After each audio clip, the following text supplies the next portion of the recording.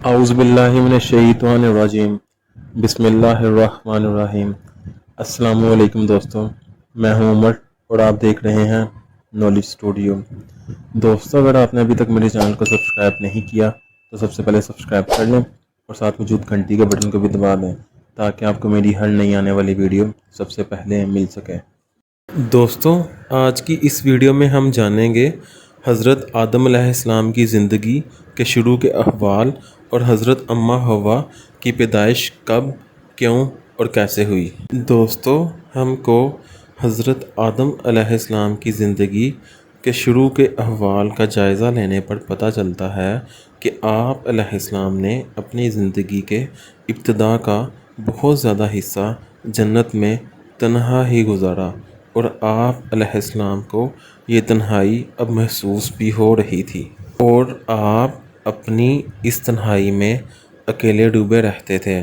لہٰذا ایک دن جب آپ نیند کی حالت میں آرام فرما رہے تھے تو تب اللہ تعالیٰ نے حضرت آدم علیہ السلام کے بائیں حصے کی ایک پسلی سے حضرت اماں حوا کو پیدا کیا، اور حضرت آدم علیہ السلام کی تمام حیاتی کے لیے حضرت حوا کو آپ علیہ السلام کا ہم سفر بنا دیا۔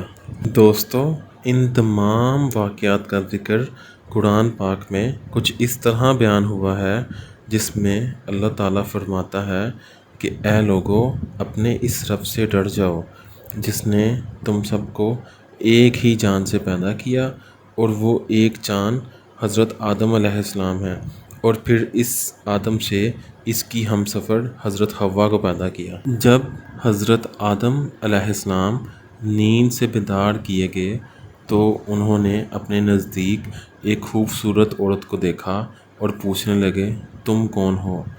تب حضرت اماں حوا نے بتایا کہ وہ ایک عورت ہیں۔ پھر حضرت آدم علیہ السلام کے پوچھنے پر حضرت حوا نے بتایا کہ ان کو حضرت آدم علیہ السلام کے لیے پیدا کیا گیا ہے تاکہ حضرت آدم علیہ السلام ان سے انس اور سکون حاصل کر سکیں۔ فرشتوں نے حضرت آدم علیہ السلام کو حضرت حوا سے گفتگو کرتے ہوئے دیکھا تو کہنے لگے، اب ایک اور مخلوق کو پیدا کیا گیا ہے۔ دوستو، جیسا کہ آپ سب جانتے ہیں، حضرت آدم علیہ السلام نے اپنی پیدائش پر اپنے سے پہلے موجود تمام مخلوقات کے نام اور ان کے کام بتا دیے تھے، تو فرشتوں نے سوچا کیوں نہ کہ اب حضرت آدم علیہ السلام سے اس مخلوق کا نام پوچھا جائے۔ تو فرشتوں کے پوچھنے پر حضرت آدم علیہ السلام نے فرمایا، اس کا نام حوا ہے۔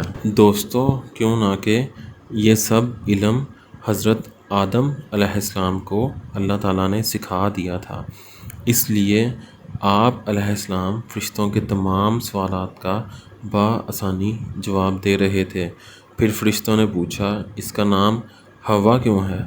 تو آپ علیہ السلام نے بتایا، حوا کو ایک زندہ انسان سے پیدا کیا گیا ہے، اس لیے ان کا نام حوا ہے۔ دوستو، زندہ مطلب حیات ہوتا ہے، اس لیے آپ کا نام حیات کی نسبت سے حوا ہے۔ دوستو، حضرت حوا تب سے لے کر قیامت تک پیدا کیے جانے والی تمام عورتوں میں سب سے خوبصورت ہیں۔ اس کے بعد حکم ربی سے حضرت آدم علیہ السلام اور حضرت حوا علیہ السلام جنت میں رہنے لگے، وہ جنت جس کی چوڑائی اس زمین اور آسمان سے بھی زیادہ ہے۔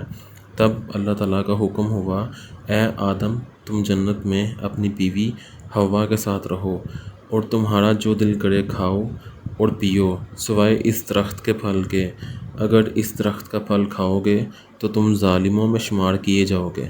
دوستو، شیطان کے حضرت آدم علیہ السلام کو سجدہ نہ کرنے پر اللہ تعالیٰ نے حضرت آدم علیہ السلام کو پہلے ہی بتا دیا تھا کہ یہ شیطان مردود تیرا اور تیری بیوی حوا کا دشمن ہے، اور کہیں ایسا نہ ہو کہ یہ شیطان تم دونوں کو جنت سے نکلوا دے اور تم مصیبت میں آ جاؤ۔ یہاں تو تم دونوں کو سکون ہے، نہ تم کو کھانے کی کوئی ٹینشن ہے اور نہ ہی پینے کی۔ لہٰذا اللہ تعالیٰ نے حضرت آدم علیہ السلام کو شیطان کے وسوسوں سے پہلے ہی خبردار کر رکھا تھا۔